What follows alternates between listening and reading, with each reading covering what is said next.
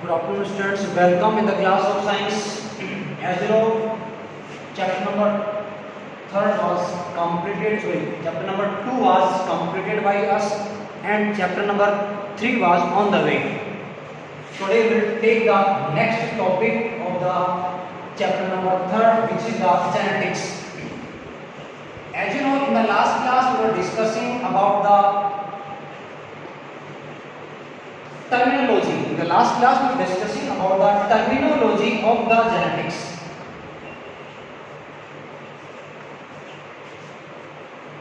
Terminology related to the genetics.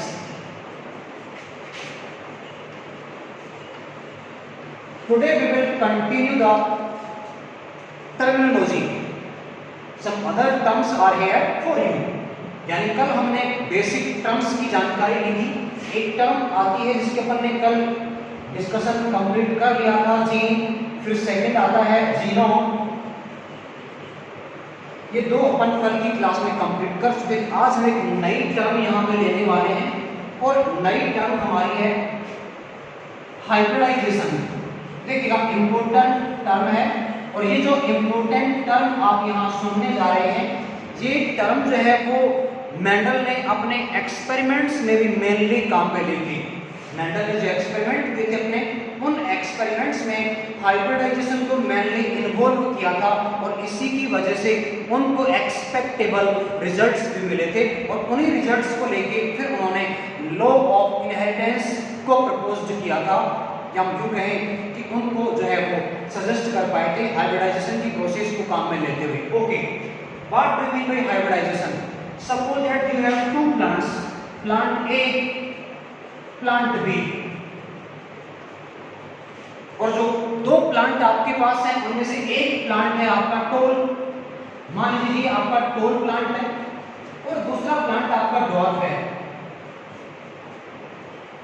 ये dwarf plant है, ये आपका हमने कहा टोल प्लांट है और ये आपका जो है टोल प्लांट है.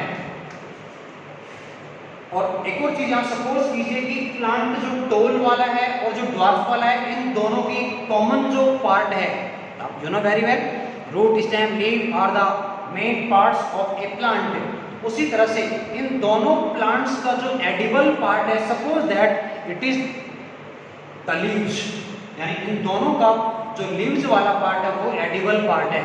इसका मतलब क्या हुआ कि वो वाला प्लांट ज्यादा बेनिफिट देगा, ज्यादा प्रोडक्शन देगा जहां लीव्स का साइज ज्यादा होगा, प्लस नंबर ऑफ लीव्स भी ज्यादा होगा.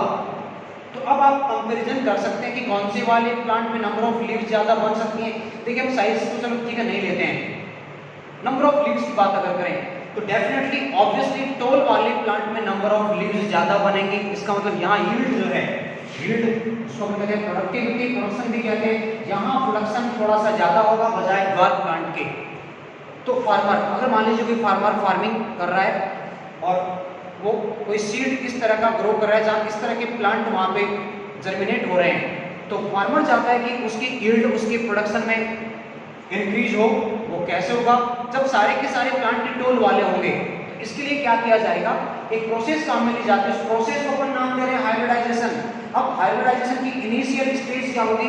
इनिशियल स्टेज में क्या किया जाएगा कि जो पोलन ग्रेन है, उन पोलन ग्रेन्स को ट्रांसफर किया जाएगा टोल प्लांट से ड्वार्फ प्लांट पे. और आप लोग जानते हैं ये जो प्रोसेस होती है पोलिनेशन की, ये पोलिनेशन की प्रोसेस सेक्सुअल रिप्रोडक्शन का एक अहम पार्ट है. Pollination is an important part of sexual reproduction in the plants. Plants के केस में पहले पोलिनेशन होगा. You know the pollination, the transfer of pollen grains from the anther of male plant to the stigma of female flower. Plant भी आप कह सकते हैं अगर वो यूनिसेक्सुअल है तो. बाइसेक्सुअल के केस में प्लांट एक ही होगा, एक ही प्लांट में मेल और फीमेल सेक्स ऑर्गन्स वहां मिलने वाले हैं. यूनिसेक्सुअल के केस में मेल प्लांट फ्लावर के साथ अलग होगा, फीमेल प्लांट फ्लावर के साथ सेपरेट होगा. तो पोलिनेशन इनिशियल स्टेज अपन कहते हैं. उसके बाद में फर्टिलाइजेशन की प्रोसेस होगी और उसके बाद में सीड्स का फॉर्मेशन होगा. तो यहाँ पे क्या होगा, टोल प्लांट के पोलन ग्रेन्स को ड्वार्फ प्लांट की स्टिग्मा पे ट्रांसफर कर दिया जाएगा.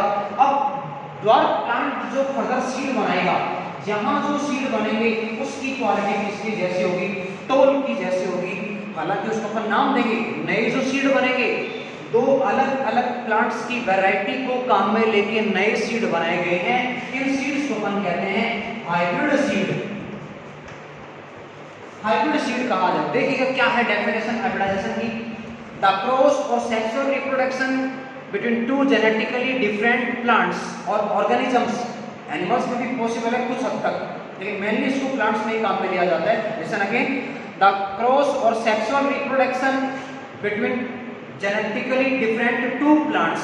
जेनेटिकली डिफरेंट मतलब एक कैरेक्टर डिफरेंट होना चाहिए। मान लीजिए एपिटोल है, जेपिटोल है, तो वैरायटी कहाँ होगी, और वैरायटी अगर नहीं होगी तो हम जो न्यू ऑफस्प्रिंग बनाएंगे उसमें भी चेंजेस आने के चांस ही नहीं। तो हम चाहते हैं वैरायटी, एक अच्छी क्वालिटी वाला सीड वहाँ डेवलप हो, यील्ड इंक्रीज हो, प्रोडक्शन ज़्यादा हो, फार्मर को प्रॉफिट भी ज़्यादा हो। उसके लिए हमें जो है वो सीड में वैरायटी को लानी पड़ेगी। इसलिए जेनेटिकल कैरेक्टर एक तो डिफरेंट होना ही चाहिए। दो प्लांट जो हमने सेलेक्ट किए हैं, ओके, तो ये बात होगी hybridization. Listen again, the cross और sexual reproduction between genetically different two plants of same species. एक और चीज यहाँ पे ध्यान देना, स्पीसीज सेम होनी चाहिए। देखिए एक प्लांट तो आपने लिया है बाजरा और दूसरा प्लांट आपने ले लिया वीट का, तो वीट और बाजरा में पहली बात तो पॉलिनेशन ही नहीं होगा, क्योंकि हर एक जो प्लांट है उसमें सेक्सुअल इनकम्पेटिबिलिटी की क्वालिटी पाई जाती है।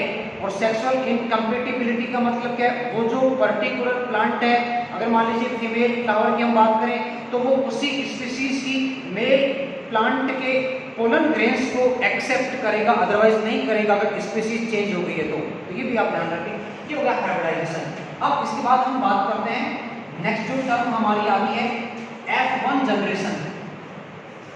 F1 जनरेशन सुनिएगा ध्यान से आप इसके बारे में। F1 का मतलब क्या है, first filial. F1 means first filial generation, इसको अपन बोलेंगे फर्स्ट फिलियल जनरेशन।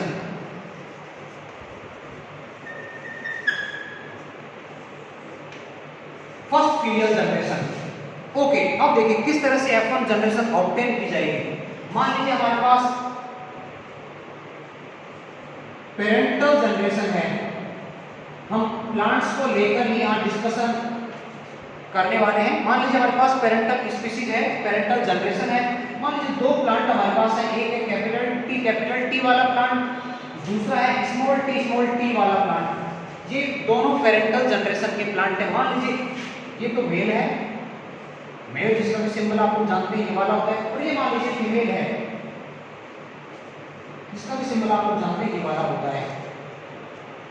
अब इन पेरेंटल स्पीसीज के प्लांट्स में हमने क्रॉस करवाया, तो क्रॉस के बाद जो ऑफस्प्रिंग बनेगी उस ऑफस्प्रिंग को अपन कहते हैं ऑफस्प्रिंग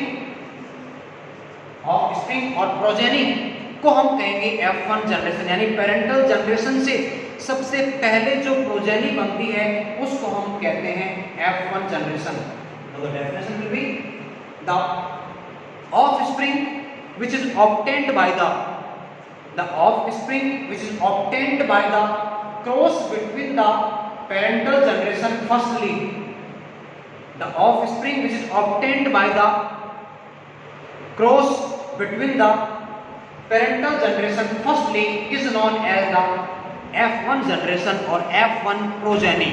यानी सबसे पहले जो क्रॉस करवाया जाएगा पेरेंटल जनरेशन में, उससे जो ऑफस्प्रिंग ऑब्टेन होती है उसी को अपन कहते हैं F1 या फर्स्ट फिलियल जनरेशन। ध्यान दीजिएगा, फर्स्ट जनरेशन ली हमने पेरेंट्स की, तो जो ऑफस्प्रिंग बनेगी वो भी F1 होगी। पेरेंट्स पहले हैं तो उनकी ऑफस्प्रिंग भी पहले वाली, उसके पहले की बात ही नहीं कर रहे हैं भाई, हम जहाँ से स्टार्ट कर रहे हैं उसको फर्स्ट मान रहे हैं। तो हमने पेरेंट्स जो सेलेक्ट किए हैं वो पेरेंट्स फर्स्ट पेरेंटल जनरेशन है, तो इनकी जो ऑफस्प्रिंग होगी वो फर्स्ट ऑफस्प्रिंग या फर्स्ट प्रोजेनी हम यहाँ मानेंगे, ओके। अब इसके बाद अगली आती है यहाँ पे F2 जनरेशन। अगली टर्म आती है F2 जनरेशन। ध्यान दीजिएगा, F2 generation. F2 generation obtain करेंगे F1 जनरेशन के मेंबर्स में क्रॉस करवा के। यानी F1 में जो ऑफस्प्रिंग आई है उस ऑफस्प्रिंग में हम यहाँ पे सेक्सुअल रिप्रोडक्शन या क्रॉस करवाएंगे, जिसका रिजल्ट हमें मिलेगा F2 जनरेशन। समझ गए होंगे मेरे ख्याल से आप, ओके। तो ये होगी आपकी F1 और F2 जनरेशन, जो कि इंपॉर्टेंट है, आगे हम क्रॉस करवाएंगे। उन प्रोसेस में F1 F2 जनरेशन का रोल रहेगा। चलिए नेक्स्ट टर्म हमारी आती है, next term number 6, monohybrid cross. Monohybrid cross देखिएगा, जैसे नाम से आप देख पा रहे हैं, mono means one, hybrid means hybridization, the cross in which one character is used, the cross in which one character is used is known as monohybrid cross। अब हालांकि कैरेक्टर एक लिया लेकिन ट्रेट वहां दो बनेंगे भाई, यानी ट्रेट का वन पेयर होगा। सिंगल ट्रेट में तो क्रॉस कैसे पॉसिबल है? ट्रेट दो का मतलब जैसे हमने प्लांट की लेंथ का कैरेक्टर काम में लिया है, तो लेंथ कैरेक्टर है, टॉलनेस और ड्वार्फनेस दो ट्रेट हो गए हैं, उनके बीच हम क्रॉस करवा के रिजल्ट ऑब्टेन करेंगे, तो वो आपका रहेगा मोनोहाइब्रिड क्रॉस। एग्जांपल आप कह सकते हैं कैपिटल टी का आपने क्रॉस करवा दिया है स्मॉल टी के साथ, एक कैरेक्टर लिया है लेंथ का, ट्रेट रह गए हैं दो यहाँ पे, pure tall plant, pure dwarf plant, तो ये आपका हो जाएगा मोनोहाइब्रिड क्रॉस। इसी तरह से एक होता है डाईहाइब्रिड क्रॉस।